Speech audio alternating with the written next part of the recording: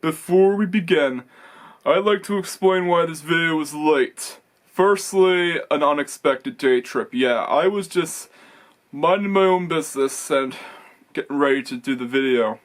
But then all of a sudden, a day trip came out of nowhere and threw a curveball into my plans. And secondly, I've been busy writing a few comic scripts and all that. I've also been working on the livery for the engine swap build. So yeah, that's why this race review of the Dumpster Fire All-Star race was late, because there was a lot I had to do. But anyways, onto our feature presentation. Greetings, NASCAR enjoyers, and welcome to the race that I am the least excited for. It's the All-Star race at Dover. The first segment begins with Denny Hamlin, Brad Keselowski bound for the lead. A massive incident occurs which brings out an early caution. Oh no. Ryan Preece's car is on fire. Man, he is always getting himself involved in these horrific incidents. I honestly feel bad for Ryan Preece getting involved in not one, but multiple horrific incidents. Not even Cole Custer and Kyle Larson are safe. A total of 9 drivers got involved in that wreck. Man, what a way to start out this dumpster fire, am I right? Thankfully, Ryan Preece is safe. We also get a new for 2026 kill switch. I'm glad that NASCAR added that safety feature, as it will benefit the safety crews. Ryan Blaney is also out of the race as he got involved in the wreck. Thankfully, it's not a points race. The race restarts with Brad K and Denny Hamlin continuing to battle for the lead. Brad K takes the lead again. Denny Hamlin is back in the lead after Brad K started to fall behind. Bubba Wallace takes third for Brad K. SVG and AJ Allmendinger battle for 25th. Byron is now in second. Holy crapper! Bubba Wallace just got past William Byron, now he's second! Yes! Carson Hocevar got into the wall, and the caution came out. Wait, that's a caution? He just barely got into the wall. Oh, there's tire string on the track, so that means he blew another tire. Because of that, he had to come down to pit road. Josh Berry also got the free pass, but anyways, pit road is open and several drivers come down to pit road. William Byron wins the race off pit road.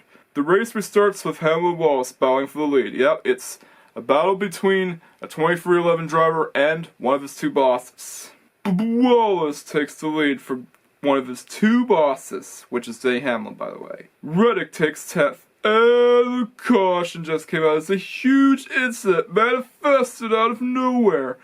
Riley Herbst gets involved in it, but the one that stings is Kyle Busch, as he won the Truck Series race and does not get to race in the 200-lap finale. Even Chase Elliott and John Hunter Nemechek aren't safe. Because of that, segment 1 ends under a caution. Not off to a good start already. Hopefully segment 2 will be better. Oh, and Zane Smith's pit crew won the Pit Crew Challenge. After the break, the second segment begins with SVG and AJ Allmendinger battling for the lead. SVG almost took the lead, but it's still impressive that he's second. We also have an inverted starting grid, which is a thing for the All-Star race. Denny Hamlin starts moving through the field. And the caution just came out. No, not Chastain. I cannot believe he got involved in that wreck, and yeah, in case you haven't known already, I'm always rooting for Ross Chastain, and I always feel pity and feel bad for Ross Chastain whenever he gets involved in the caution, because I really want to see him do well, and I want to see the Melon Man win. I'm always rooting for the Melon Man. It's no big surprise, am I right? And even Bubba Wallace had to get involved. Dang it! Brad K also got damage done to his car and had to reverse the pit road. And Ross Chastain's out of the race. Good lord. I really hope Ross Chastain does better in the Coke 600. I mean, he had an impressive win last year. Like, it was one of the most unexpected race wins to date, because I don't think of Ross Chastain as someone who wins a really long race and manages to do well and not go several laps down. Yeah. But still, Ross Chastain was able to win, and I wanted to see the melon smash on the ground. Yeah, I'm expecting Tyler Reddick to win at Charlotte, because Tyler Reddick is dominant right now. Well, good thing it's not for points. Anyways, the race restarts with AJ Allmendinger and SVG continuing to battle for the lead. Reddick just jumped up to third, and SVG loses control and brings out another caution. Not again. The race restarts with AJ Allmendinger jumping to the lead. Tyler Reddick takes second. Holy crapper! Tyler Reddick is now in the lead. Nothing can stop Reddick. Gregson also just jumped up to third. Hamlin and Zilich battle for ninth, but Zilich managed to pull away. Stenhouse falls back, and that allows Denny Hamlin to take the final transfer spot. Bowman gets past Stenhouse and is currently running in ninth. Hamlin manages to get past Zilich for seventh. So far, not much is going on. Hamlin's now in fifth. And the caution just came out. Ty Gibbs loses control right when Denny Hamlin was moving up. He also blew a tire, but anyway, several drivers take the risk to come down to pit road during the caution period. Alex Bowman somehow manages to win the race off pit road. The race restarts with AJ Allmendinger jumping to the lead. Out of nowhere, Chase Briscoe takes the lead. Wait, where'd he come from? Reddick also jumped up to second. Tyler Reddick and Chase Briscoe battle for the lead, and just like that, Reddick takes the lead. Hamlin also moved up to sixth, and he's now in fifth after he got past Hocevar. He also got past Alex Bowman. Hamlin is now in third on the final lap of segment 2. Reddick continues to lead, and in dominant fashion, Tyler Reddick wins segment 2 of the 2026 All-Star Race at Dover. Yep, it's something that is a light at the end of the tunnel. Yeah, something good about this dumpster fire has happened. Here we go. The battle is on. Only 20 drivers remain. It's now or never.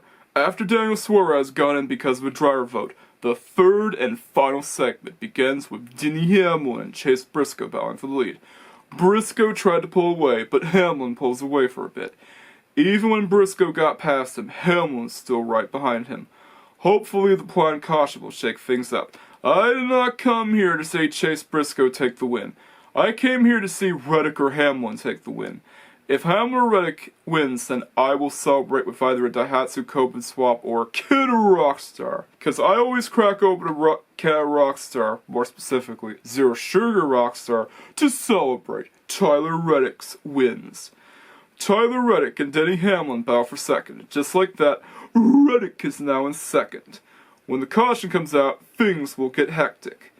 McDowell in the RCA car is currently running in 10th. Yeah, RCA still exists, but it's a shell of its former self now. Bowman gets past McDowell, and he now has to fend off Ty Dillon, who also got past him. Briscoe gets held up by Suarez, and that causes Reddick to catch up to him easily. Tyler Reddick makes quick work of Daniel Suarez as he puts him a lap down. Reddick is now in the lead. Yes, that's what I'm talking about. Show Chase Briscoe who the top dog of NASCAR right now is. Hamlin's also wanting to get past him. Ty Gibbs comes down to pit road as he has a blown tire. An intense battle for second comes underway. Connor Zilich is starting to come closer and closer to Hamlin. Don't let him get past you, man. Although I don't mind seeing Connor Zilich win. I like Connor Zilich, but I want to see Denny Hamlin win Dover, man.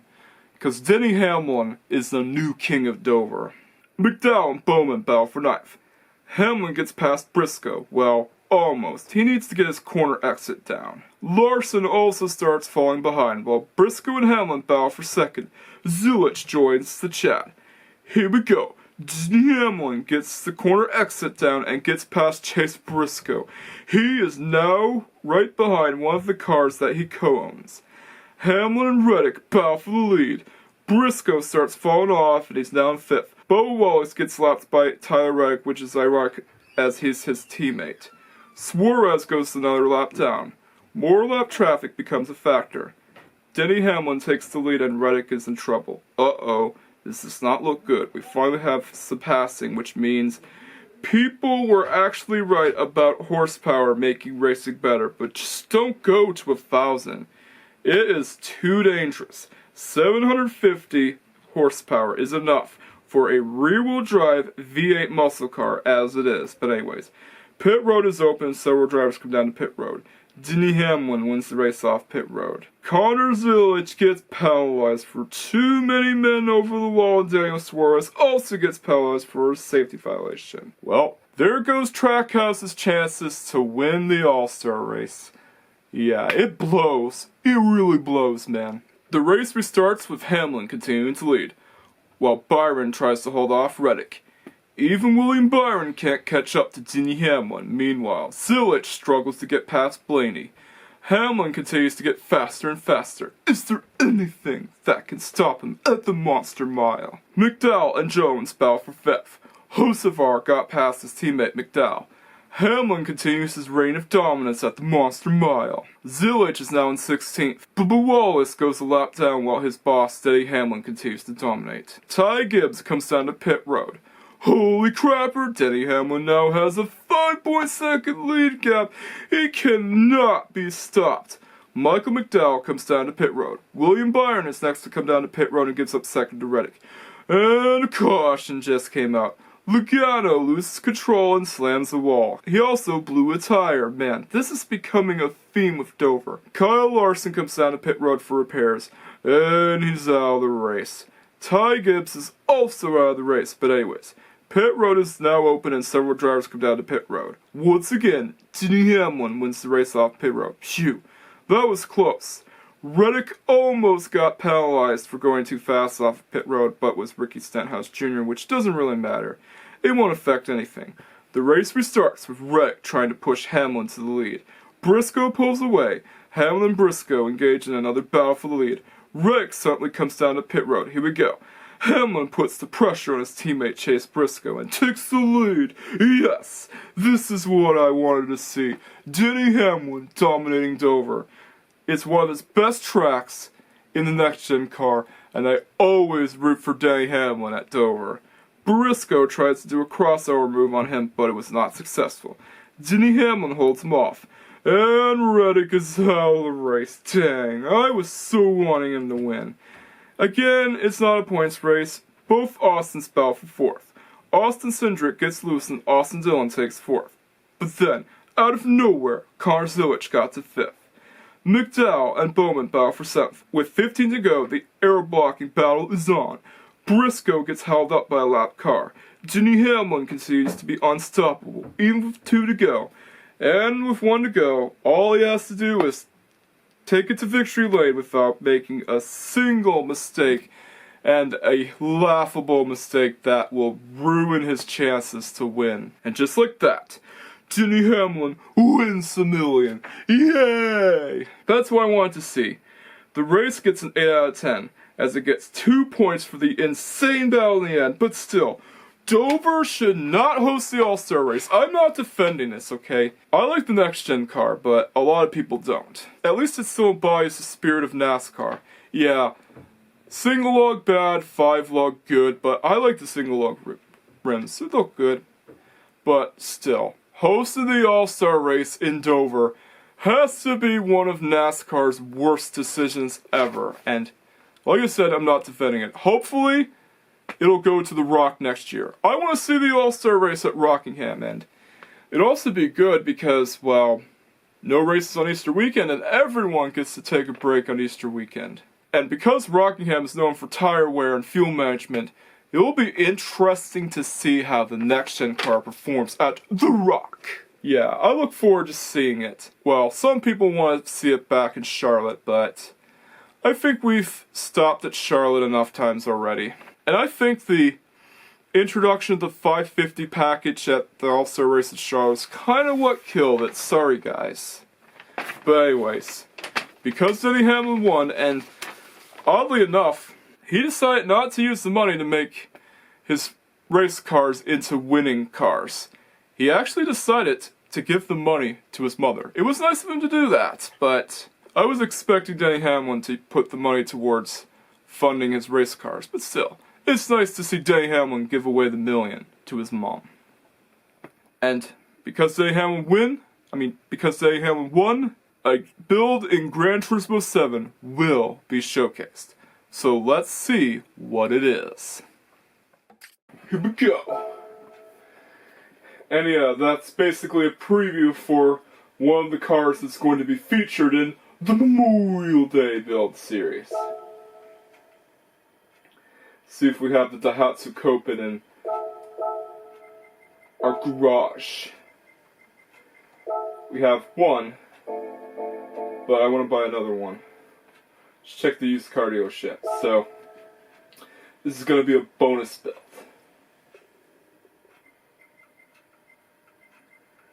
Yeah.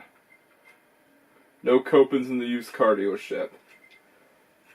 But unlike the Suzuki Cappuccino, you can buy it in Brand Central, so not a big loss here. Let's get our Copen at Brand Central and take a look at the bonus build. Yeah, it's basically just bonus content.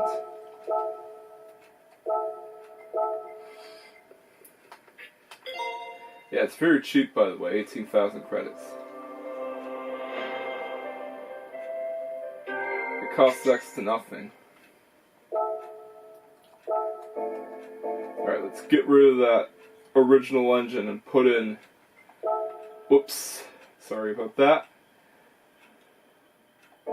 Anyways, let's get rid of the original engine and put in the other engine for it. It just got added.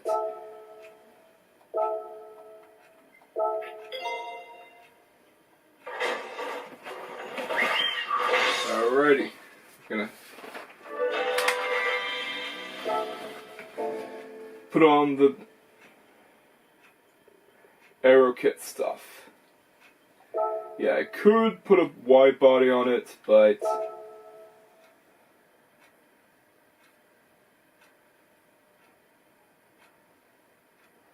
yeah, let's put a wide body on it.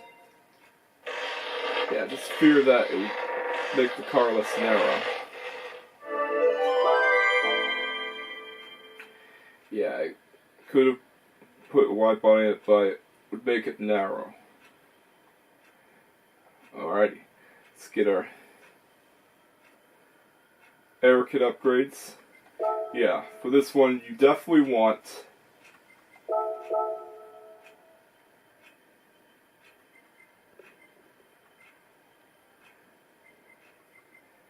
the Type B front splitter.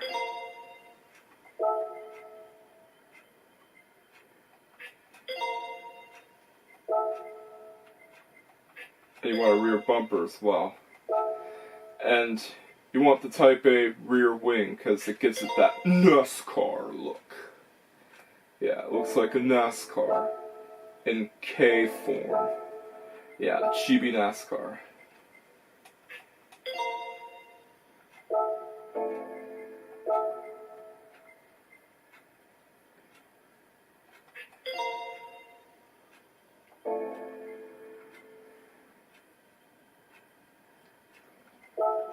You definitely want a roll cage or roll bar.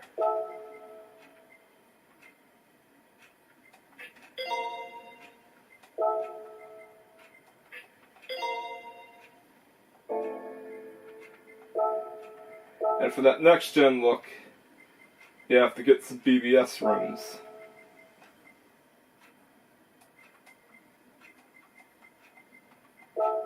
There we go. And I will be coming up with the livery once I apply all the upgrades. So let's go. Here it is. Yeah, I forgot to add to faves.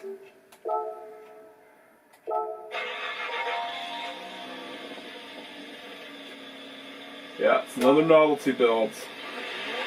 And unlike the other NASCAR-inspired novelty build that I made, this one is actually a time attack car that Oliver decided to make. So this one actually has story significance unlike the other one. Let's listen to that rev again. No, not that rev. This one.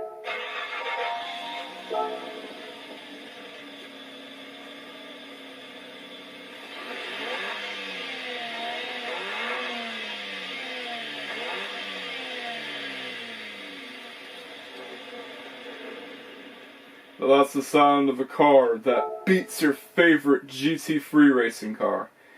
And I also based the setup off of Fossil Fuel. If you want to see the setup yourself, it's in the comments section. He did a great job on setting up the Daihatsu Copen. And yeah, he does do a good job on a lot of front-wheel drive setups. And this one has ballast, as Fossil Fuel mentioned that it is one of the few cars that actually works better with ballast than without ballast. But anyways, let's give it to our test driver. Some say that she once had altercations with Denny Hamlin himself, but soon apologized. But all we know is, well, she's called Bobby Fletcher. This car is very different from the Cappuccino and Beat because, well, it's front-wheel drive, whereas the other two are rear-wheel drive. The Honda Beat is mid-engine rear-wheel drive, and Suzuki Cappuccino is front-engine rear-wheel drive, so it might take some time to get used to, and she felt that the car did understeer at times, and took some time to get used to, but it's a front-wheel drive car, so what do you expect? Here she goes into the first corner, known as the Castrol S. And then she goes into the Mercedes arena. And just like with any front-wheel drive car out there, it likes to spit its tires a lot. This is probably why Doubtinator himself has had a hatred towards front-wheel drive cars, unless if it's like the Renault Twingo. He actually enjoyed the Twingo, but still, there are some cases where front-wheel drive cars have gotten better lap records, and she's actually doing pretty well. She's going up to the Dunlop Carousel. Keep in mind, this is only delivery in its beta stages, meaning that I'm gonna have to iron out some kinks when I release it. Yeah, into the Michael Schumacher S. Does a good job at handling those corners. Yeah, the constant wheel spin and understeer makes you wonder why some people in Gran Turismo 7 hate front-wheel drive cars. But I think they could be put to good use, especially the Renault Aventime, Volkswagen Vision Gran Turismo swap. And here she goes into the Vidal chicane. Sorry for the pauses, by the way. Into the final corner, known as the Coca-Cola curve. Yeah, it's trying to send the power to the front wheels. Keep in mind, this car has more power than the Mini Dente, but it's front-wheel drive and has ballast. And across the line! Let's see where that puts the Hamlin Copen on the leaderboard. It has a 2:15.024, which means that it's only just a few seconds slower than the Mini Dente, which is also a NASCAR-inspired K-car engine swap build that I've made. Yeah, it wasn't able to beat the Mini Dente, but it's still pretty fast. I'm gonna prove that with a top speed run. Okay, let's see. Special Stage Route X is over there. Yeah, it's time to do a top speed run with this thing.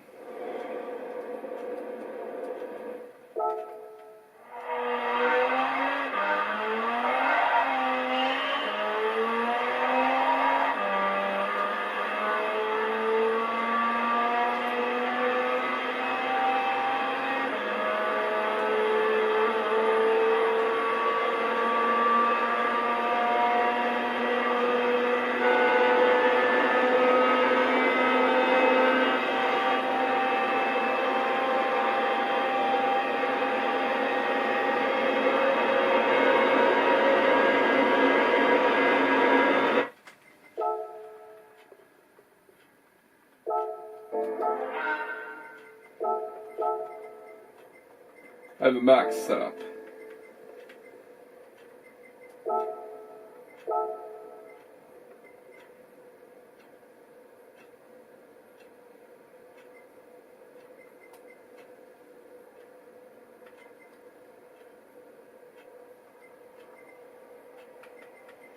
Alright. See how fast it is with the max set. Alright.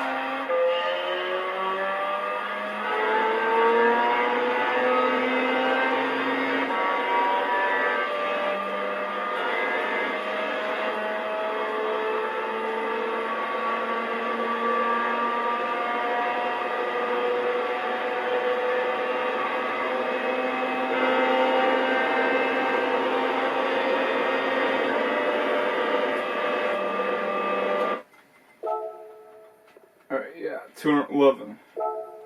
Because the gearing is so high.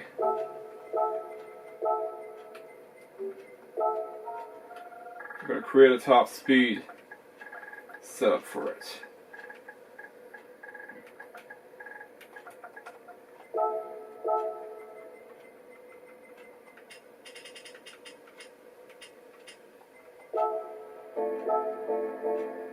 Alright, here we go.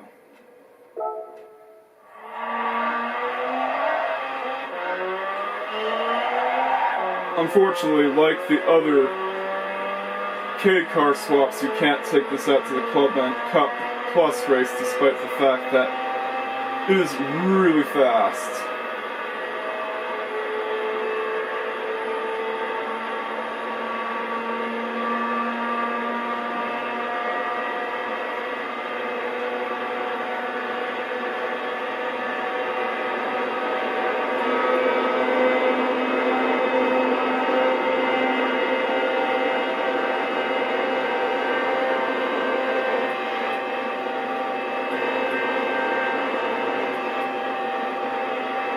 Yeah, 227.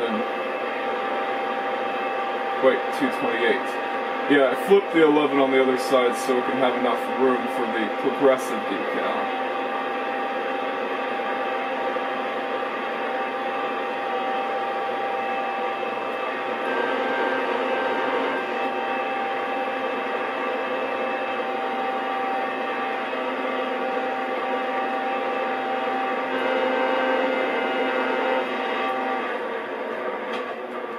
It has a top speed of 228 miles per hour.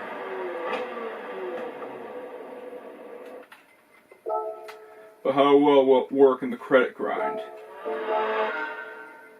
Yeah, I decided to use the more grippy Sport Soft tires because of it being front-wheel drive. Alrighty. Gonna go over to Daytona. Gonna go over to the Daytones. And oops, change the setup to min.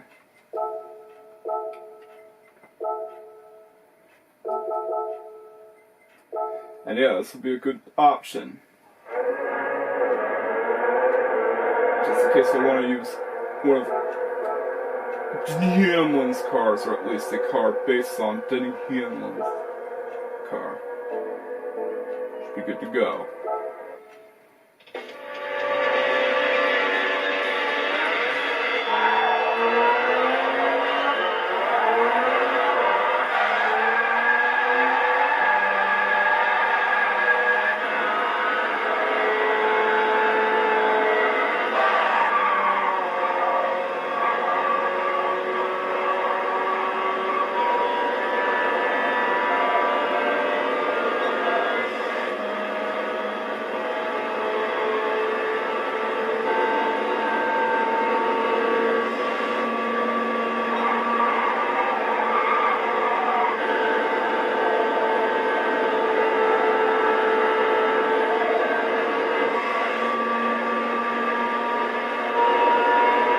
Holy crap, it is fast, just like GM1.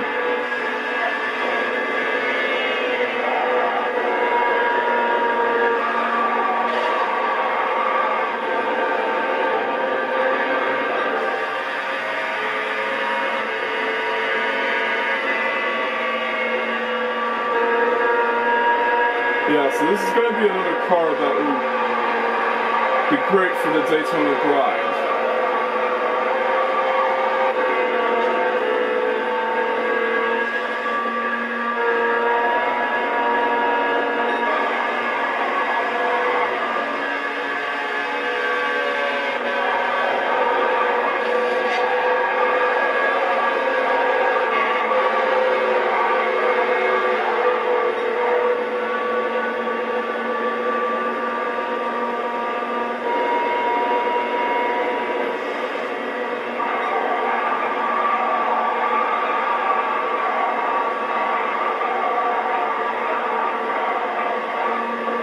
And it's a lot more grippy than the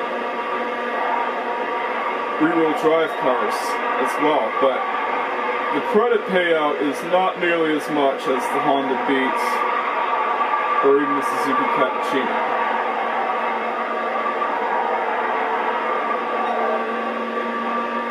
Still, it's amazing.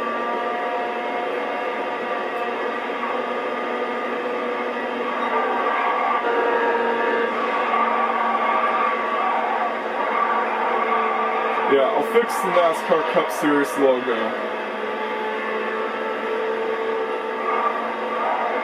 when I post delivery itself.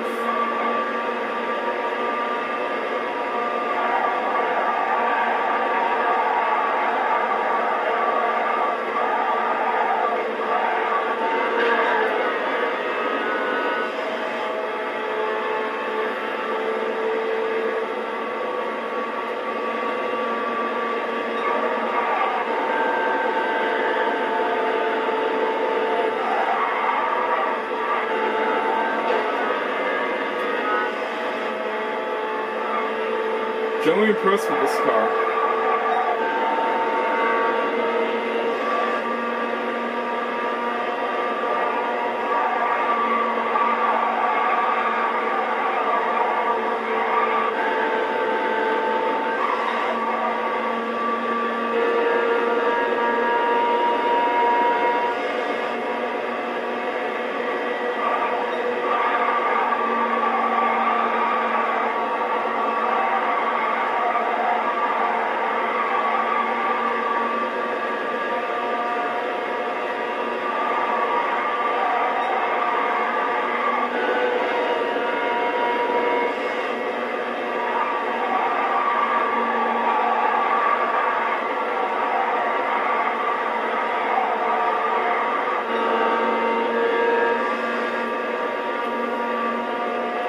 Let's see how fast of a lap time you can get out of it by doing the Daytona grind.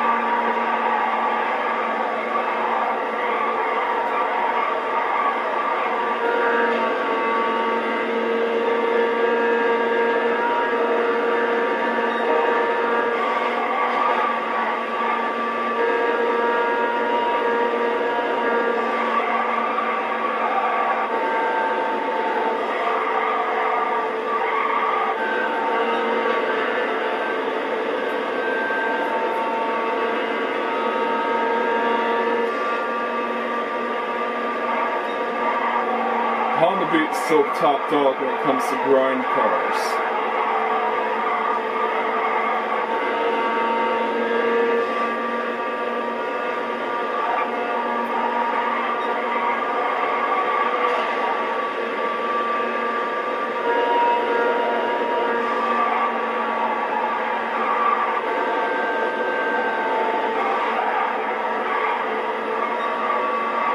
But still, there's no denying this car's performance. It is a rocket ship.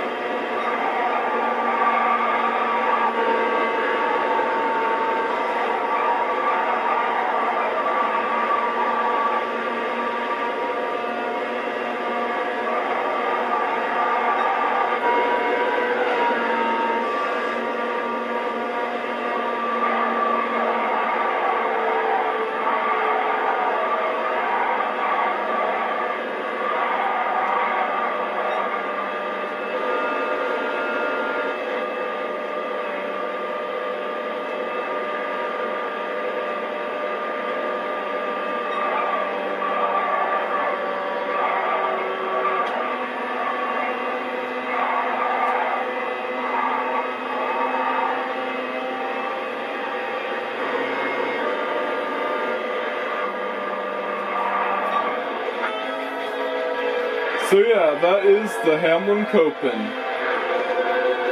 But stay tuned, there's more, because I'll be doing a ranking of each and every All-Star paint scheme.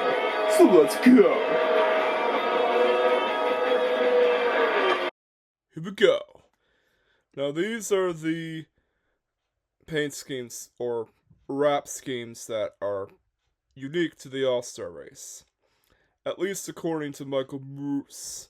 Except for one, the Jockey 88 car driven by Connor Zilich doesn't appear in the video. So we're going to rank them all. Alrighty. Number 20, Patriotic Scheme. Yeah, it's not much of an all-star scheme. I honestly liked the previous year's car better. C tier for me. And yeah, there's the 24 car, which looks like a tangerine went in the forest fire, according to Michael Bruce. But I gotta be honest here, it does look cool. A tier. Yeah, and the number 41 car by Cole Custer, yeah. Not a very good looking paint scheme, and it's both bland and boring to me. Yeah, slow and boring. D tier. Sorry, Autodesk. Sorry, Reddick, but not a fan of this paint scheme. I do agree with Michael Bruce on it. Easily the worst one of the bunch. F tier. Sorry, Tyler Reddick.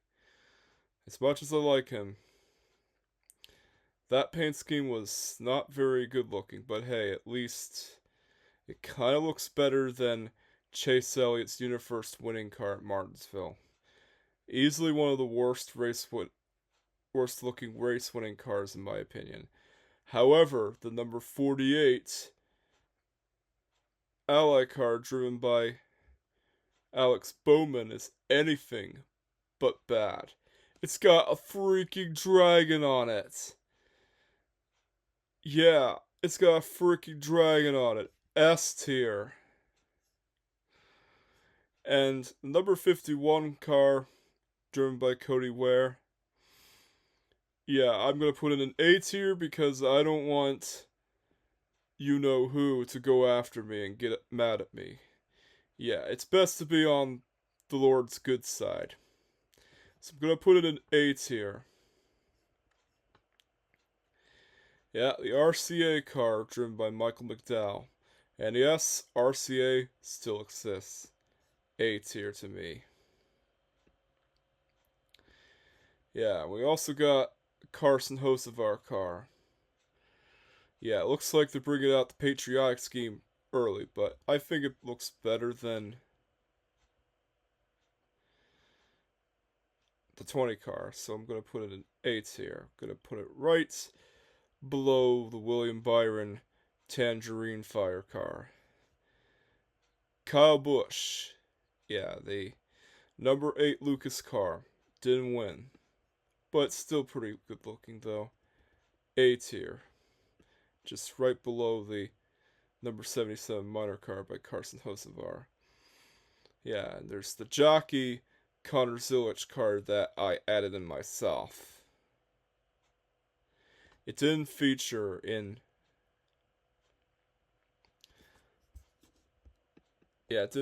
Michael Bruce's video, but still is deserving of an S tier. They really went all out with this. Yeah, and we also got a B tier scheme. Yeah, I'm only putting it in B tier because, well, it's a standard paint scheme, but it's a safety culture paint scheme though. Yeah, it would be in high A tier if it was in a ranking list of standard paint schemes, but this is the All-Star race. You gotta go all out. But anyways, it's time to save or download. Alright. Yeah, I'm gonna save it.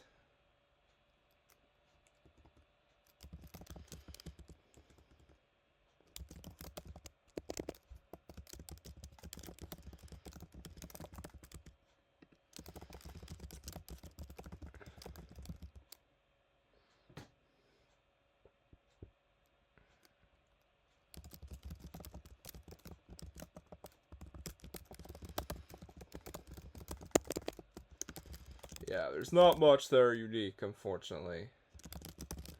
But still, we got a dragon on Alex Bowman's car. Man, I wish that Tyler Reddick's car had, like, some fierce creature on it. I wish it had a Fafnir dragon on it instead of that mess. But anyways, it is time to sign off. And I'm going to reset it just in case if you feel the need to make your own list. Yeah, so let me know in the comments on what you think is the best paint scheme of the Dover Dumpster Fire All-Star Race. But anyways, it's time to sign off. Thank you for watching. If you like this video, then you know what to do. Don't forget to like, comment, subscribe, and hit that notification bell just in case I haven't done so. Catch you guys next time, and peace out.